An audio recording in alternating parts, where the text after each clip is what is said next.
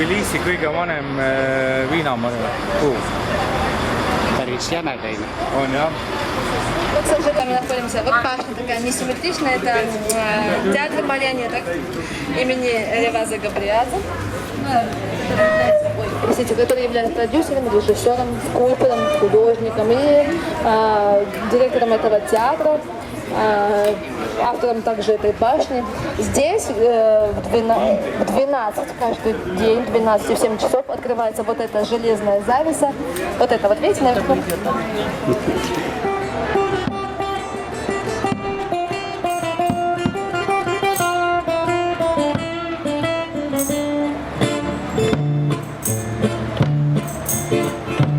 Tbilisi ise migolებს mis lüütšdema tardi Erdros pirveli befaidone Kuchashi pehite dadi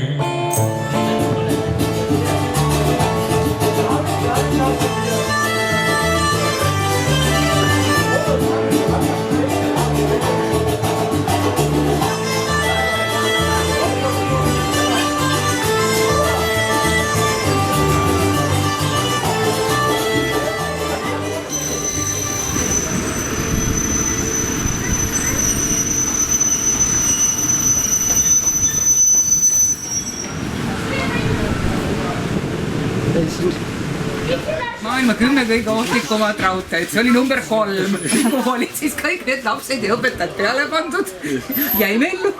Ja nüüd on meil võimalus sõita number 1. Nii, kuna ma naisest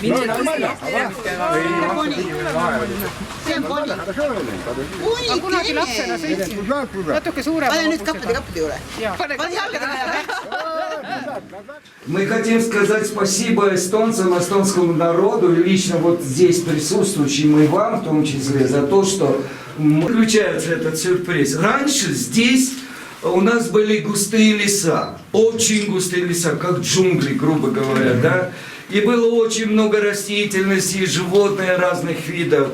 И то население, которое жило здесь, изваяло вот это, то, что я сейчас покажу, на камне. И вы удивитесь, как это в горах, и вдруг обнаруживается следующее. Вот обратите внимание, вот так. Посмотрите. Во-первых, видите, это гранаты, да?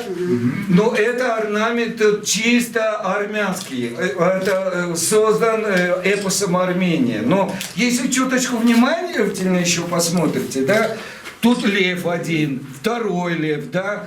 И вот это типа стрелы и копья. Но получается так, что они жертвуют себя ради чего?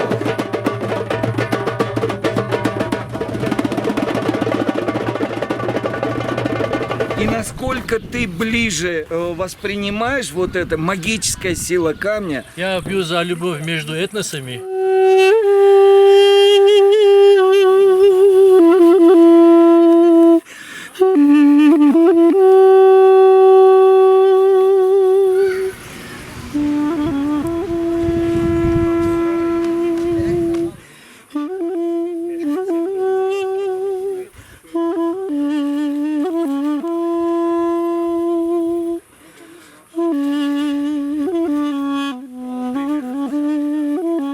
Mingi lõvivärav peab siin kuskil olema.